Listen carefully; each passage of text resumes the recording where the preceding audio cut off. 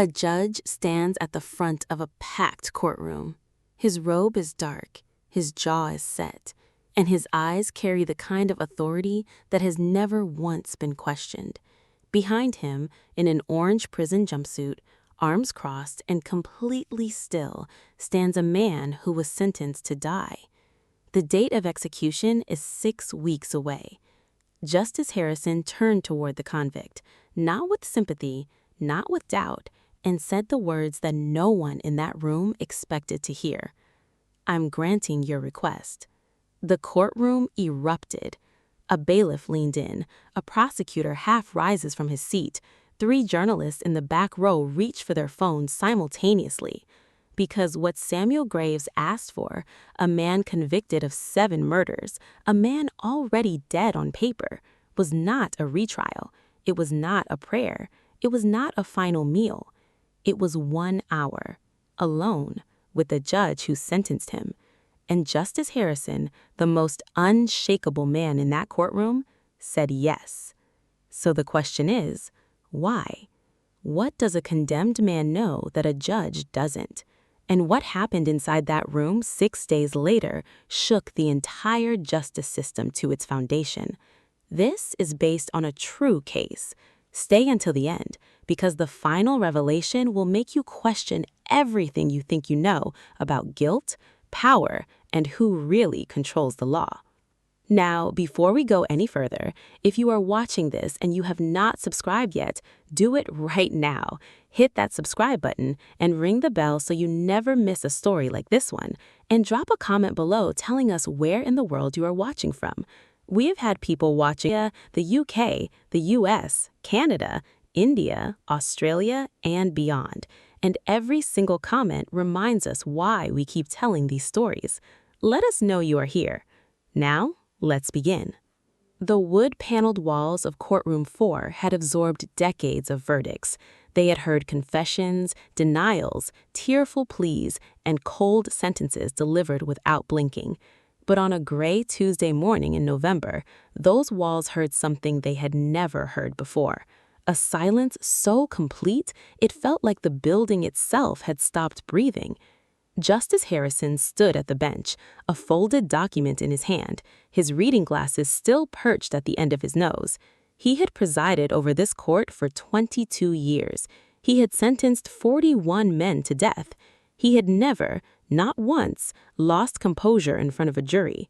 But right now, his hand was completely still, and that stillness said everything. Behind him, Samuel Graves stood in his jumpsuit, arms crossed, watching, not with hope, not with desperation, with the quiet patience of a man who had already accepted that he was going to die and had decided that the only thing left worth doing was making sure the truth didn't die with him.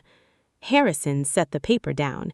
He removed his glasses. He looked out at the courtroom, at the prosecutor, the bailiff, the journalists, the rows of faces waiting, and said, in the same measured voice he used to deliver every verdict of his career, "This request is highly irregular, and I am going to grant it." No one moved. Then, everyone did. 22 years on the bench had given Justice Harrison many things. A reputation that preceded him into every room, a posture that never softened, and a silence, the particular kind that falls over a courtroom the moment he walks in, that younger judges spend entire careers trying to cultivate and never quite manage. He had not always been this way. There was a version of Harrison that existed before the robe, a young man who grew up watching his father, a public defender in an underfunded district, argue himself hoarse for clients the system had already written off. His father believed, with the kind of faith that borders on stubbornness, that the law was the last honest institution left. He died at 61, burnt out and quietly broken, still believing it. Harrison watched that and made a decision. He would not be broken by the system. He would become it. He worked his way through law school on scholarships and sheer discipline, clerked for 2 federal judges, and passed the bar on his first attempt. By 34, he was prosecuting. By 40, he was on the bench. By 50, he was the bench. the standard against which other judges in the district were quietly measured. His record was immaculate. 41 capital sentences, not one successfully appealed on procedural grounds. Prosecutors trusted him. Defense attorneys feared him. Law students studied his written opinions like scripture. He was also, by every account that mattered to him, alone. 2 marriages had not survived the weight of what he carried home, or, more accurately, what he refused to carry home, because carrying it would mean feeling it, and feeling it would mean doubting it, and doubt, in Harrison's architecture of the world, was the first crack that brought everything down. His children called on birthdays, occasionally on holidays. The conversations were polite and brief, like exchanges between colleagues who respect each other but have nothing left to say. He did not consider this a tragedy. He considered it the cost of doing the work correctly. His mornings began at 5, black coffee, no sugar. The previous day's trial notes reviewed before dawn. He arrived at the courthouse before the janitors and left after the security guard had already locked the East Wing. His clerk, a sharp young woman named Dana who had worked for him for 6 years, once remarked that Justice Harrison didn't seem to live anywhere. He simply existed most fully inside Courtroom 4. She wasn't wrong. And yet, on the morning that Samuel Graves' request crossed his desk, something shifted. Not dramatically, not visibly, not to anyone watching, just a stillness that lasted a half-second longer than usual. A pause where there was never a pause. Harrison set the paper down, picked it back up, and read it again. He had never done that before in his life. The file on Samuel Graves was not thick. That was the first thing Harrison noticed when he pulled it from the cabinet himself. Something he never did, something that was Dana's job, something he had no business doing at 9:30 on a Wednesday night with the courthouse emptied and the hallway lights dimmed to their overnight setting. The file was thin, 11 days of trial compressed into less than 2 inches of paper. For a case that had sent a man to death row, it felt disturbingly light in his hands. He opened it. Samuel Graves, 34 years old, no prior convictions, 1 juvenile record, sealed. Born in the kind of neighborhood where the odds are calculated against you before you are old enough to understand what odds mean. He had grown up moving between his grandmother's apartment and the street, and somewhere in that movement, in that gap between a home that couldn't always hold him and a world that was watching to claim him, the Varro Syndicate found him first. He was not a kingpin. He was not a strategist. The file described him as a low-level enforcer, a man who carried things, moved things, stood in rooms to make other men feel protected. He was muscle. He was furniture. He was the kind of person powerful men use and rarely remember by name, until they needed someone to blame. 3 weeks before the warehouse killings, according to a single flagged note buried near the back of the file, Samuel had made contact with a federal agent. The note was 2 lines long. It had not been introduced at trial. Harrison stared at it for a long moment, then turned the page as though he hadn't. The night of the killings, 7 men were found dead inside a warehouse on the edge of the industrial district. Cause of death, gunshot wounds, close range. Samuel's fingerprints were recovered from the weapon. 3 witnesses independently placed him at the scene. His court-appointed lawyer entered no counter-evidence, called no alibi witnesses, and delivered a closing argument that consumed less than 4 minutes. The jury deliberated for 2 hours. Harrison had sentenced him on a Thursday morning. He remembered the day only because it had rained, and the skylight above the bench had made a sound like applause. Samuel had said nothing during sentencing, no statement, no final plea. He had simply stood there, the same way he was standing in the courtroom this morning, Harrison now realized, arms at his sides, eyes forward, with the expression of a man who had already made his peace with an outcome he could not control. At the time, Harrison had read that stillness as guilt, the composed resignation of someone who knew exactly what they had done. Now, sitting alone in his office at nearly 10 o'clock, the file spread across his desk, Harrison found himself reading it as something else entirely. He just wasn't ready yet to name what. The request had come through official channels, which was the only reason it reached Harrison at all. Prison chaplains submitted final wish documentation through a standardized form, a single-page, institutional gray, designed to be processed without ceremony. Dana received it on a Monday morning, alongside a stack of motions, filing notices, and a scheduling conflict for the following week's docket. She had paper-clipped it to the bottom of the pile with a small sticky note that read, "Formality, standard denial language." She had worked for Harrison long enough to know these things did not require his attention. They were acknowledged, declined, and filed within the same business day. A condemned man's final request, when it fell outside approved parameters, moved through the system the way most inconvenient things do, quietly and without consequence. Except Dana had read it first, and something made her pause. She placed it on top of the pile instead of the bottom. Harrison found it when he arrived at 5:15, before the coffee had finished brewing, before the building had filled with the sounds of the day. He almost set it aside. He nearly didn't read past the header, but the section marked "Nature of Request" stopped him before he could. Samuel Graves was not asking for a last meal. He was not asking for a spiritual visit or an extended phone call or a transfer closer to family. He was asking for 60 minutes in person with the judge who sentenced him to present in his own words the information that was removed from my defense and never heard by this court. Harrison read it twice, then he turned the page.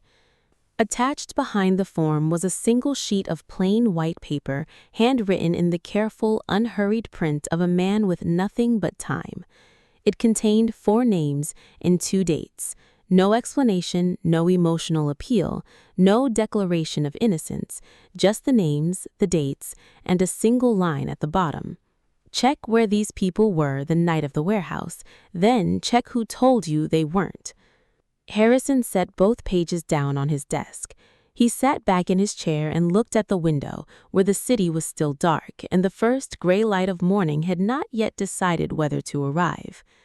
He thought about the thin file. He thought about the 2-line note buried near the back, the federal contact, the flag that went nowhere. He thought about a closing argument that lasted 4 minutes. He told himself this was a manipulation, a desperate man's last calculation. Death row produced elaborate fictions, and judges who entertained them lost the one thing that made them useful: distance. He picked up his pen to sign the denial. He put it back down.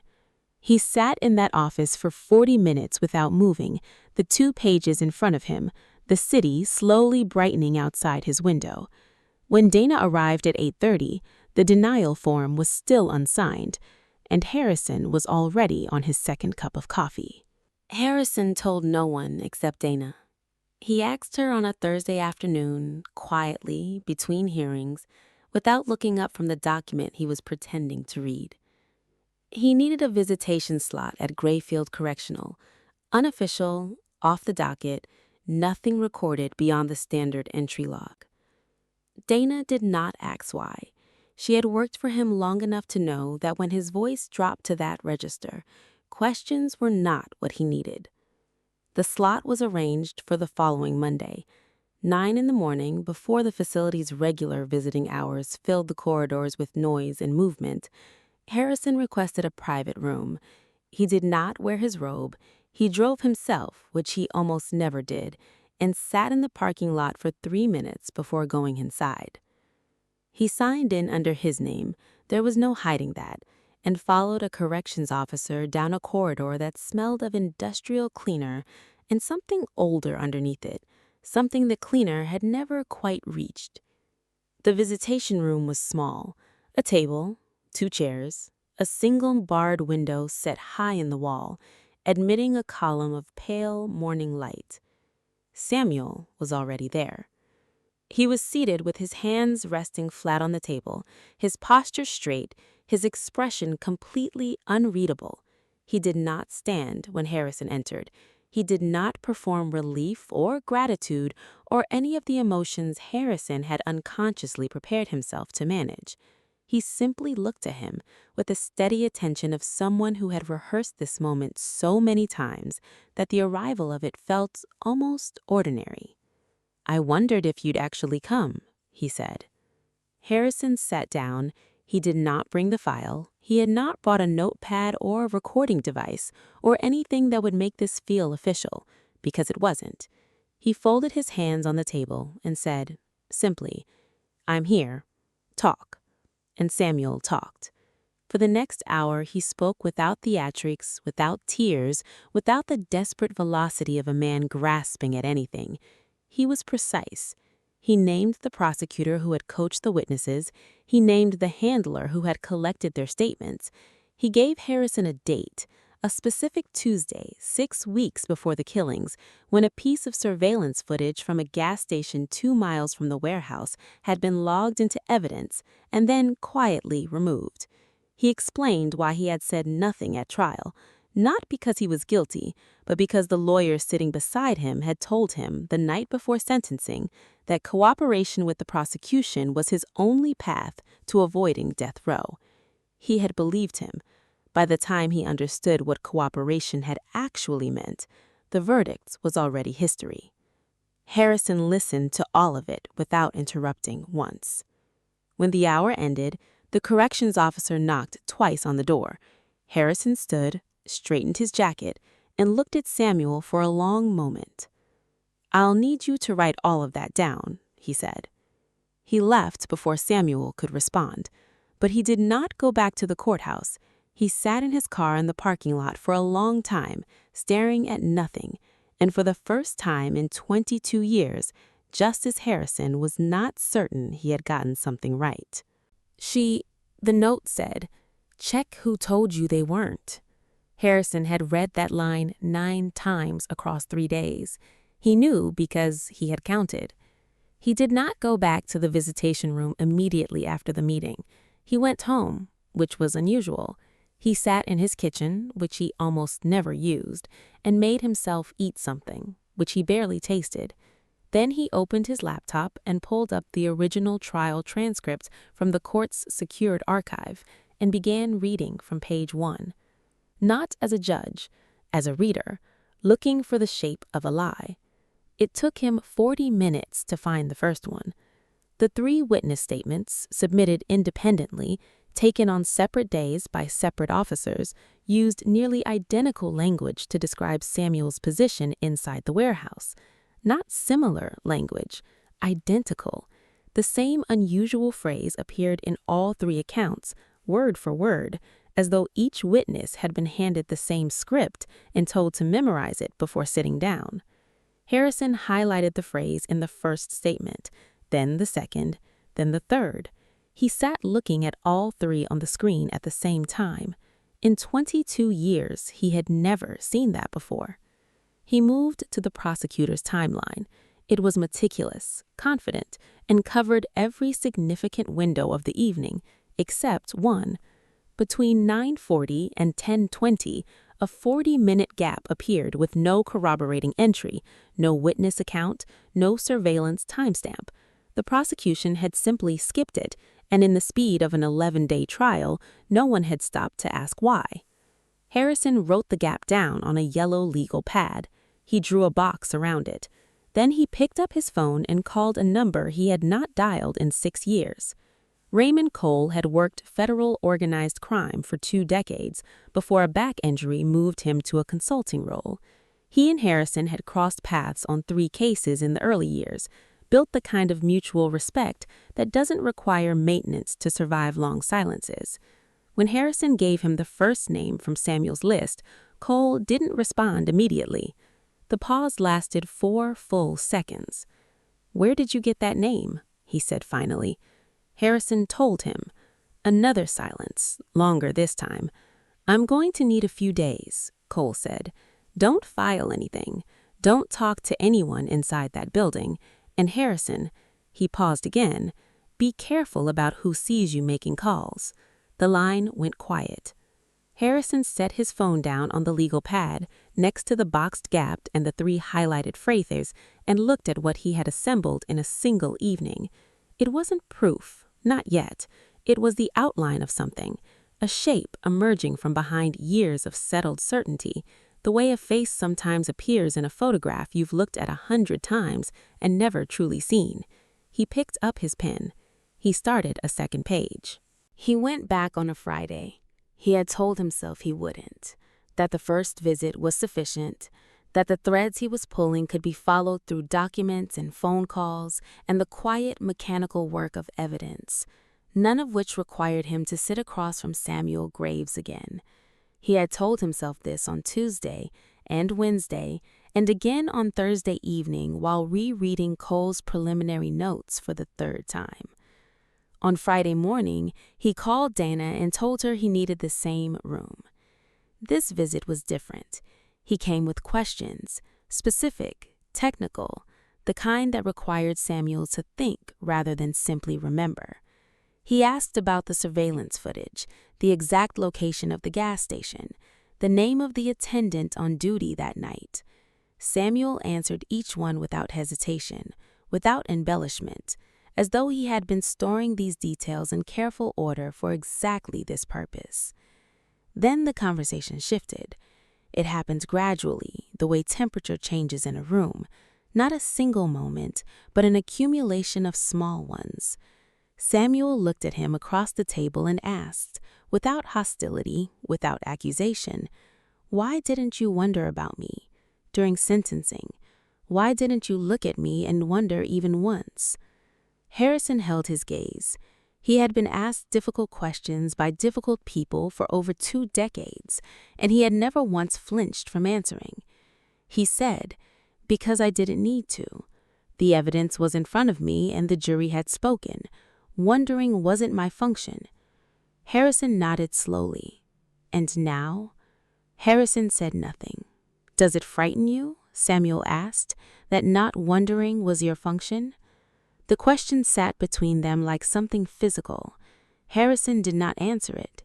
He straightened the edge of his notepad against the table and moved to the next question, and Samuel let him, and they continued for another 30 minutes with the careful, measured rhythm of 2 people who have agreed, without saying so, to leave one door closed for now. But that night, alone in his office with the files spread around him, and the building silent, and the city reduced to a low amber glow beyond the window, Harrison stopped pretending the door was closed. He had sentenced 41 men to death. He had done so with the full confidence of a man who trusted the architecture of the system he served, the evidence, the jury, the process, the protocol. He had believed, genuinely believed, that removing himself from doubt was the most honest thing a judge could do. What Samuel had asked him in that small room with the pale column of morning light was whether that removal was honesty or whether it was something else, something quieter and more self-serving, something that wore the face of principle because that was easier than wearing the face of fear. Harrison sat with that question until past midnight.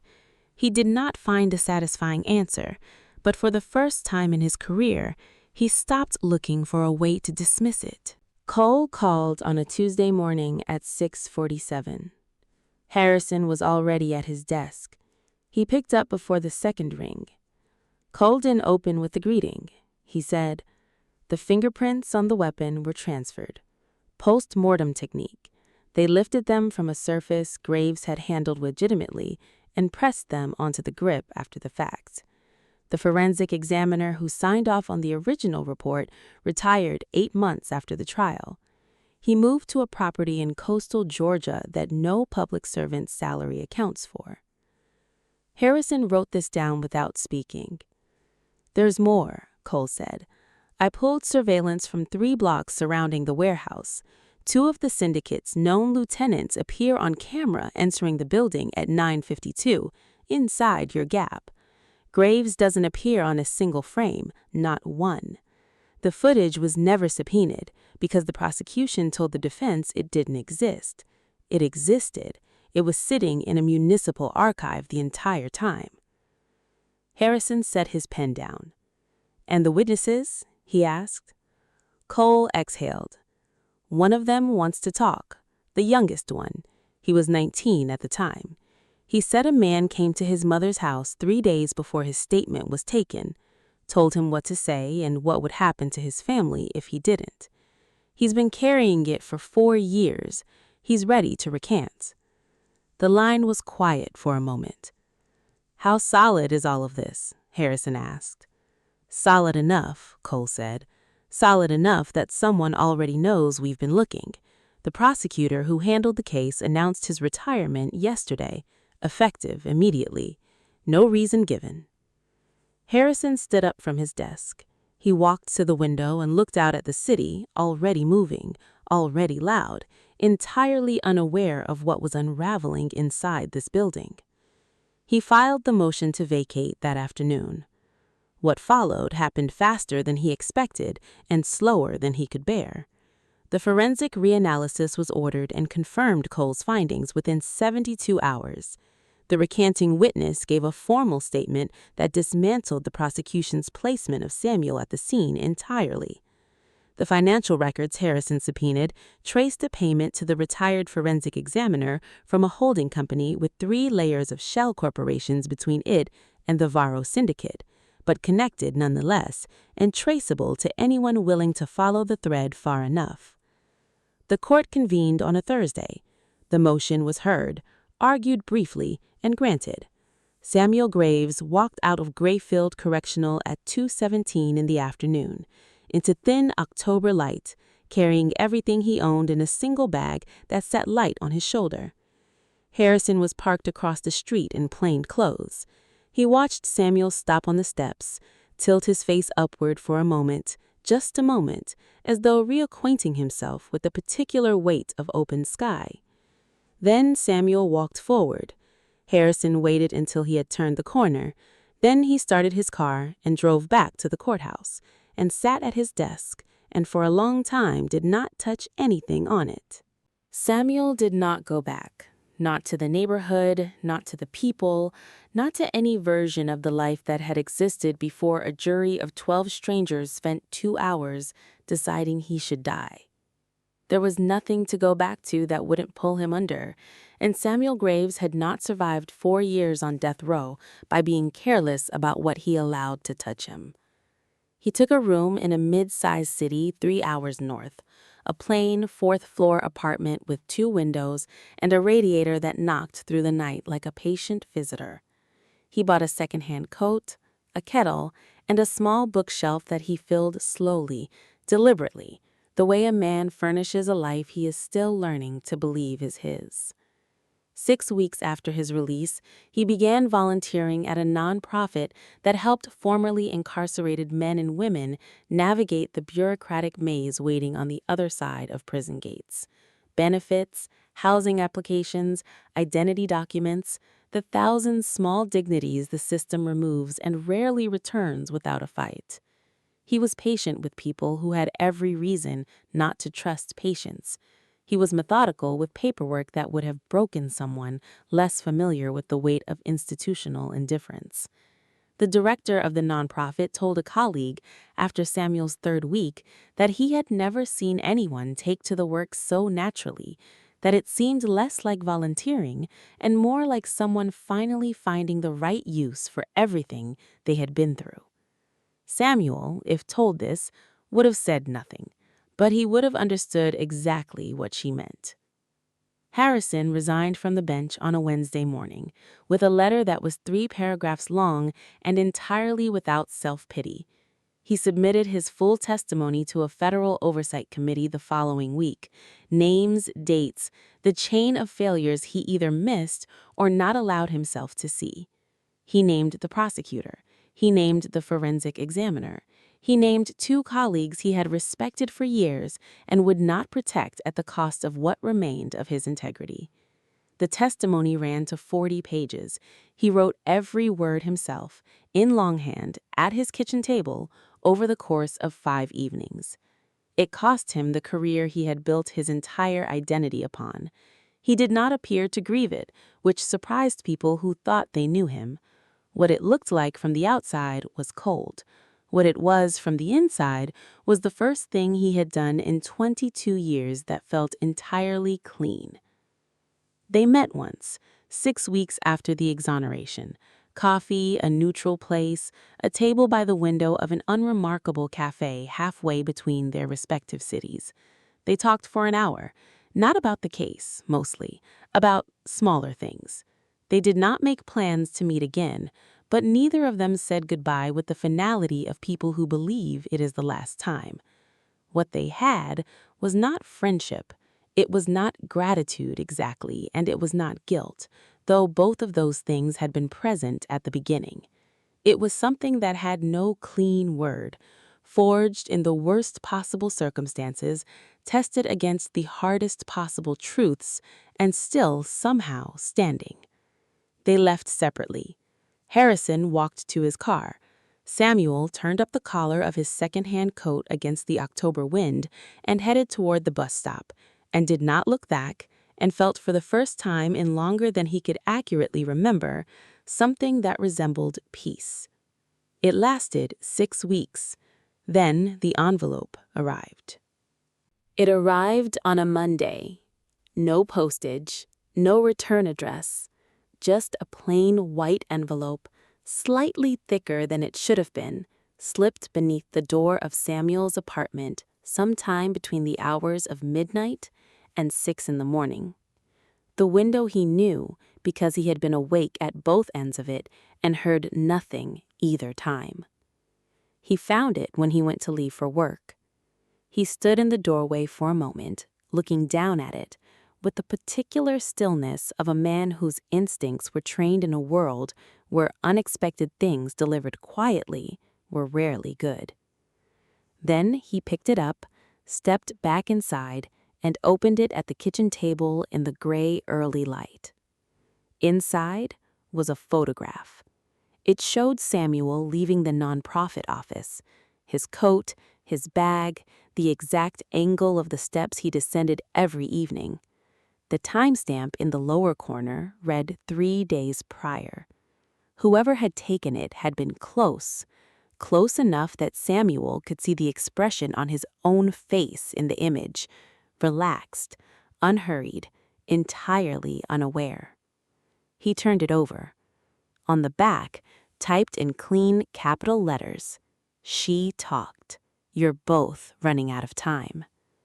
Samuel read it once. Then he picked up his phone and called Harrison. He answered on the first ring. There was no surprise in his voice, just a controlled steadiness that told Samuel everything before a single word was spoken. "I know," Harrison said. "I've been watching them watch us for the past 2 weeks. I didn't want to call until I was certain." Samuel looked at the photograph on his kitchen table. "How certain are you now?" "Certain enough." A pause. "They moved when I expected them to move, after the federal committee acknowledged receipt of my testimony. Someone inside that committee is connected to the syndicate. That's how they knew. That's how they've always known." Samuel was quiet for a moment. Outside his window, the city was beginning its morning, indifferent and unhurried. "The name," he said, "the one at the top of the document you haven't filed." "Yes." "You know who it is." "I've known for 10 days, Harrison said. "I didn't file because I needed you clear of it first. Needed you somewhere they couldn't reach you quickly." Another pause, heavier than the last. "They can reach you now, which means we are out of time for being careful." Samuel stood up from the table and walked to his window. He looked down at the street below, the ordinary movement of an ordinary morning, and somewhere inside it, he now knew, people who had already decided what to do about him. "How long do we have?" he asked. He heard Harrison exhale, slow and measured, the breath of a man calculating odds he doesn't like but refuses to flinch from. "Not long," he said, "but enough." "Enough for what?" Harrison's voice was quiet, certain in the way it had once been certain about verdicts, except this time the certainty was pointed in the right direction. To finish it the right way. Justice is not always loud. It does not always arrive with a gavel strike or a headline or a crowd gathered on courthouse steps with signs and cameras and the collective exhale of a city finally satisfied. Sometimes it arrives quietly, in a document left unsigned, in a parking lot where a man sits alone with the weight of what he is beginning to understand, in a visitation room where two people sit across a table and one of them, for the first time, truly listens. Samuel Graves spent 4 years on death row for a crime that was constructed around him by people who believed he was disposable. He had no powerful family, no media attention, no lawyer who fought for him the way the truth deserved to be fought for. He had only his own memory of that night, a handwritten list of 4 names, and the quiet, unbreakable conviction that the truth was worth stating even if no one was willing to hear it. He found one person willing to hear it. Justice Harrison spent 22 years building a version of himself that could not be moved, not by emotion, not by doubt, not by the particular human suffering that passes through a courtroom every day dressed in the language of evidence and procedure. He believed that distance was integrity. He believed that certainty was the same thing as justice. It took 1 hour in a small room with a man who had nothing left to lose to show him that certainty, held tightly enough and long enough, eventually becomes its own kind of cage. He walked out of that cage. It cost him everything he had built. He does not appear to regret it. What they share now, Samuel and Harrison, is not easily named. It is not friendship in the ordinary sense, and it is not the clean resolution that stories are supposed to deliver at the end. It is something harder and more honest than that. 2 people who met at the worst possible intersection of each other's lives, who told each other difficult truths in difficult circumstances, and who came out the other side irrevocably changed by the encounter. The man who tried to have Samuel killed is still out there. The document naming him is still unfiled. The envelope on the kitchen table is still a warning. And warnings, in the world these 2 now inhabit, have a habit of becoming something worse if you wait too long to answer them. But Samuel is still standing, and Harrison, for the first time in 22 years, is standing for something real. That is not nothing. In fact, in the architecture of justice, the real kind, the kind that doesn't care about conviction rates or career records or how a verdict looks on paper, that is almost everything. If this story stayed with you, you already know why it matters. Subscribe so you never miss one like it. These are the stories that deserve to be told, and we will keep telling them. And we want to hear from you. Do you think Harrison made the right call the moment he walked into that visitation room? Drop your answer in the comments below. And if you want part 2, where the name at the top of that document is finally spoken out loud, tell us you're ready. We'll be here.